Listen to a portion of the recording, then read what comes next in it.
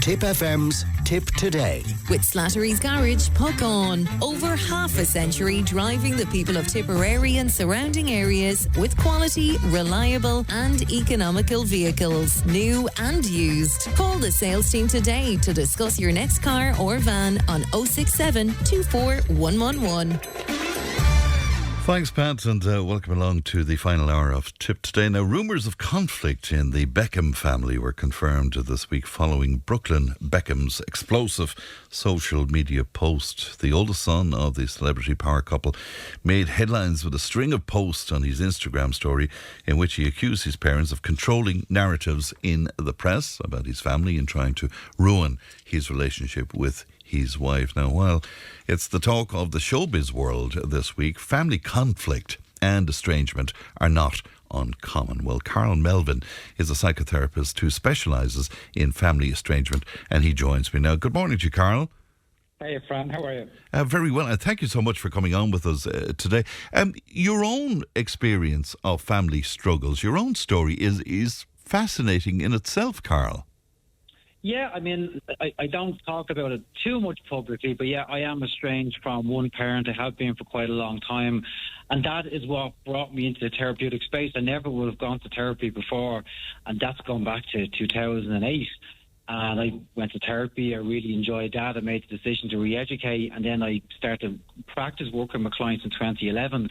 But estrangement followed me into that realm as well, and they kind of inadvertently came to specialise in working with adults who are in the middle of really complex family conflicts, where the outcome of that conflict is estrangement in its different forms. And bearing in mind that no two estrangements are the same. Families are complicated. How they fall apart are complicated as well. But there are times when estrangement is the only option. Is that fair to say, Karl, for your own healing, I suppose? Yeah, I mean, obviously it depends on the family dynamics and what's happening. Unfortunately, not every estrangement is a product of abuse, but very often abusive behaviours are parts of that, or avoidance behaviours, or piling on unrealistic expectations. Like, they take a toll. Now, every individual has their own threshold in terms of how much they can take, but you're right, some people, it just, the dynamics are taking such a toll on their mental health, on their general sense of happiness, on their autonomy, their freedom in their life, that they feel like they have no choice but to pull back. Now, anyone I know who is voluntarily estranged in that they chose it, they didn't choose it overnight. It was a very long process of, and often a very torturous process of teasing out distance, trying to decide, should I do this? What are the consequences of doing this? Is it safe to make this choice? What will happen a year from now, 2 years from now? So it's never a quick, easy decision, which is why often people who choose it are often labelled as selfish. That's never the case with my own clients. Most of them, really, they did feel like they had no choice, and they did try to make changes within the family beforehand. They may have tried to approach, whether it's their parents or their sons and daughters or their siblings, and confront the issues, but their family is just so locked into a certain bias, certain view, a certain experience, and they won't move past it to actually create a healthier degree of closeness between each other. And is it often the case that the people who come to you, Karl, would be blaming themselves, and that shouldn't be the case? Yeah, I mean, estrangement and shame goes hand in hand. Okay, many people, this is not just in my own clinical practice, it's featured in most of the research. A lot of estranged people feel a great deal of shame for several reasons, one of which is, you know, in Ireland we have really strong family values. We understand the importance of family.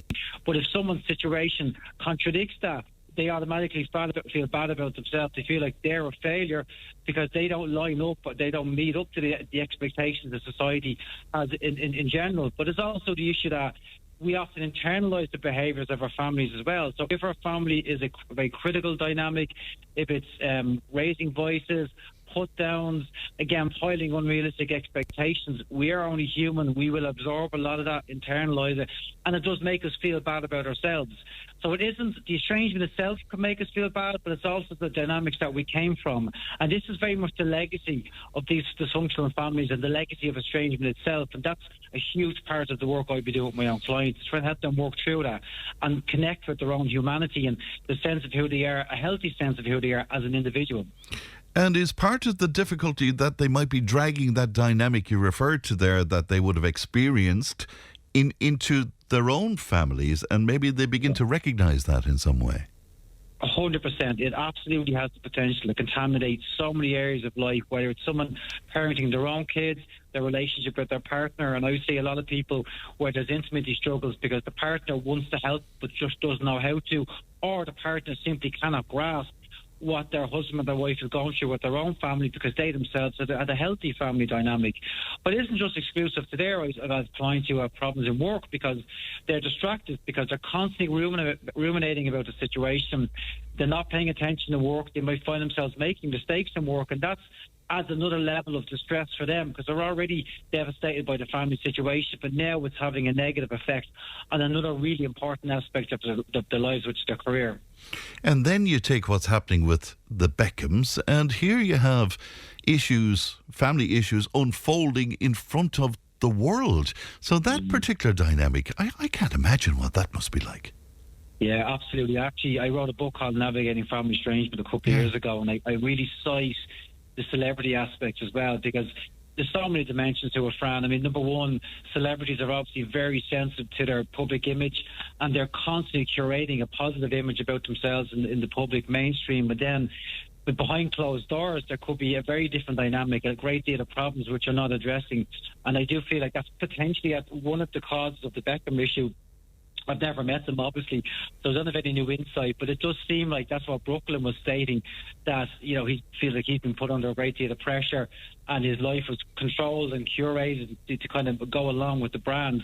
But also, it makes it very, when an issue like this is aired so publicly, it makes the option of reconciliation further down the road a lot harder. Now, reconciliations are hard at the best of times. That process could take months, sometimes even years. But when it's out in the public domain, then you don't really get to move past it. You don't get to forget about it because it's constantly brought up, particularly by mainstream media, who will constantly poke at celebrities looking for a reaction, just to drive content, drive sales. And again, you don't get any reprieve. And I do think, like, issues have to be discussed, but in the most appropriate and most discreet manner. I don't think on social media is the best platform because it makes it very hard to recover. There's other high-profile estrangements as well. For example, the royal family, and again, so much of that was aired publicly. I can imagine how hard it was to come back from that when so much really private and intimate moments are shared for the public space. It really, again, I get that these things have to be discussed, they have to be addressed, but there's ways of doing it. I'm not sure posting on social media is the most appropriate way.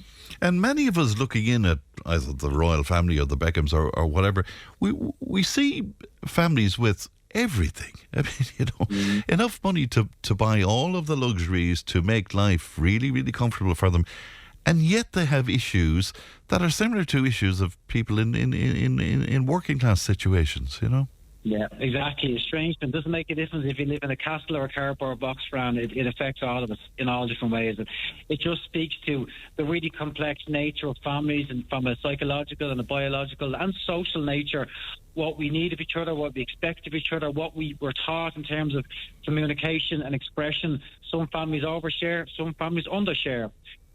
Some people's, you know, it's normal for them to not address issues. In Ireland, we have a great culture of pushing issues under the carpet, but it's not exclusive to Ireland, it's global. I'm all over this country. Money doesn't solve a deep-rooted emotional distress. It just acts as a buffer sometimes, and it softens the blow occasionally. Sometimes it's a distraction. It doesn't get to the root cause. And again, to stay with the Beckhams, because they're all over the headlines at the moment, if you put a narcissist in the middle of all of this, and it strikes me that Victoria probably is, if you add that to the equation, what is the outcome of that then? Yeah, I know occasionally narcissists, family members come to me and they will say some member of their family is a narcissist. It's almost a hopeless cause, Fran, to be quite honest with you, because the narcissists don't change. Now, there is some research to suggest a small percentage might do, but generally speaking, they don't. They lack the empathy and the emotional connection that's required to actually have a healthier relationship with people. So they become so consumed by themselves, their own image, their own needs, that becomes all-encompassing, and everyone in the family is meant to conform to that. But again, a byproduct of that is avoidance. Really important core issues won't get addressed because it upsets the harmony that the narcissist may have created and the image that they're trying to curate again to protect themselves. I'm not familiar with Victoria. The one thing I will say, though, I did actually watch the documentary that she had made, and yes. one thing that was quite striking for me was there was a moment where she was at home, I think it was with her mother, and she was casually dressed, and obviously the cameras are there, and she felt the need to kind of state why she was casually dressed. Like, well, this is what I wear when I'm at home. I'm like, why were you so worried what people thought? This is obviously a documentary about you, and she's in the fashion business, but she obviously felt, I need to tell people why I'm so casually dressed. This isn't what I normally wear. But just that concern for how you're perceived, it is so damaging. And you can never keep up with it. There's no way you can maintain a perfect 100% image. It isn't sustainable. It certainly isn't human.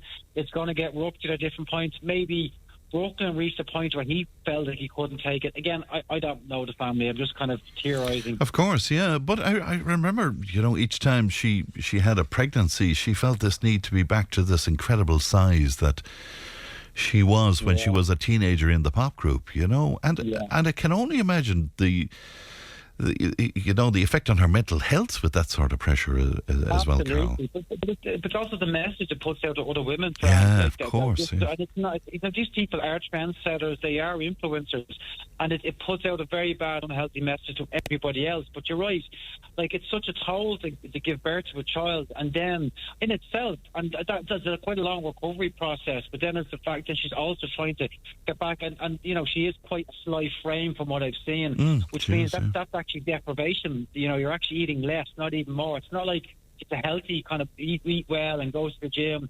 I would imagine, again, I don't know, but I'd imagine it's more about eating less, which can't be healthy for the body or the mind. Yeah, and promoting the whole family as a brand as well, it takes away from what a family should be, really.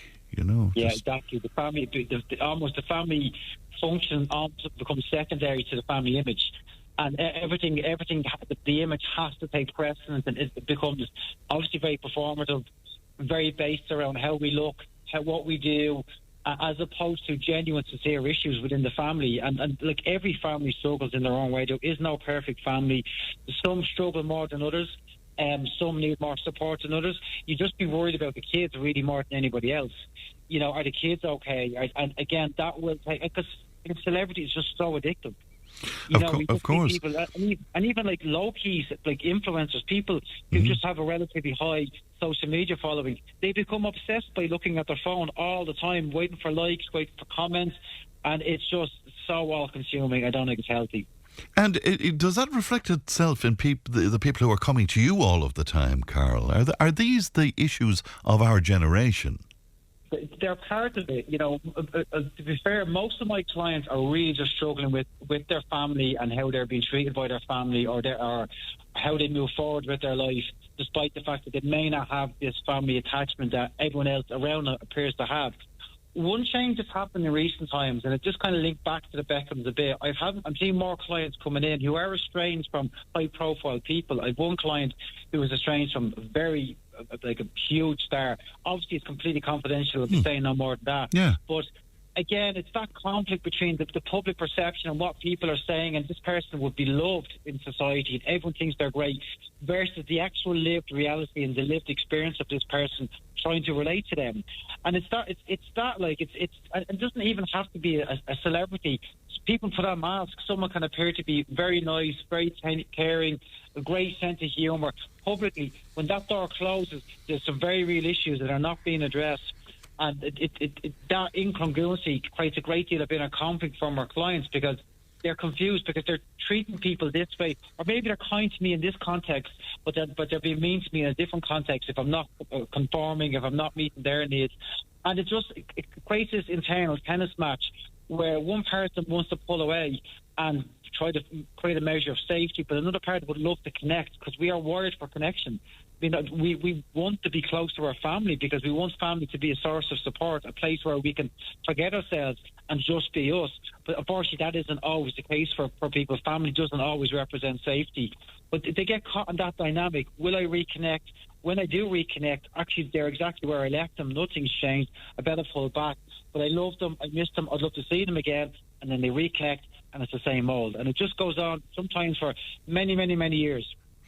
Leanne and Ali printed out a lot of stuff on the Beckhams for me, but it's interesting to look back at the family photographs, and nowhere that I have now, it could be somewhere else maybe, but in the collection that I have here, Karl, Brooklyn Beckham is not smiling in any photograph. And in fact, there's one where he's with his dad, David.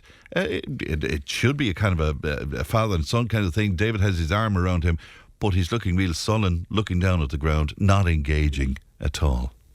Yeah, I'll be honest with you, Fran. I don't read too much into that because you just don't know.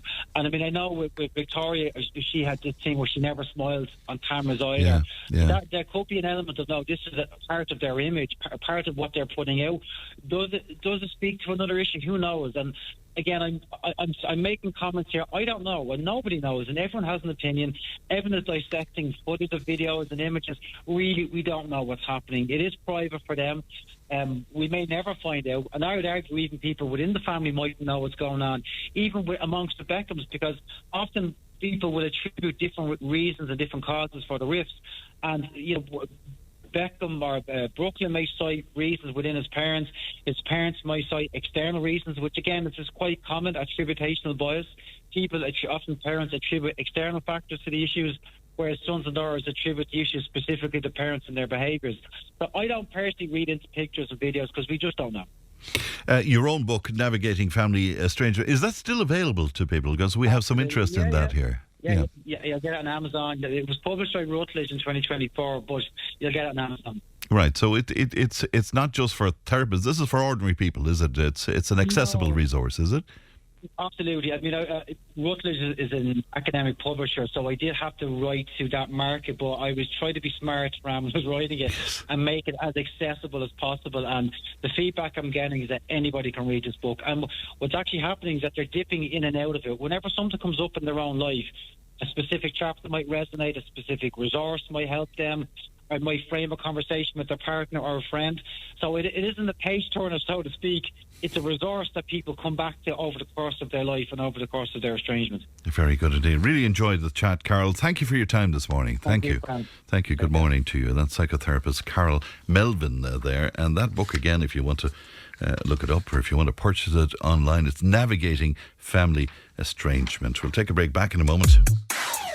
Tipp FM's Tipp Today. With Slattery's Garage Puckon. Now is the time to pick up your next van. From the award-winning Peugeot Partner van to the Expert and the load-lugging Boxer van. We have big vans, high-roof vans, long wheelbase vans. You'll find them all at Slattery's Garage Puckon. See slatterysgarage.ie.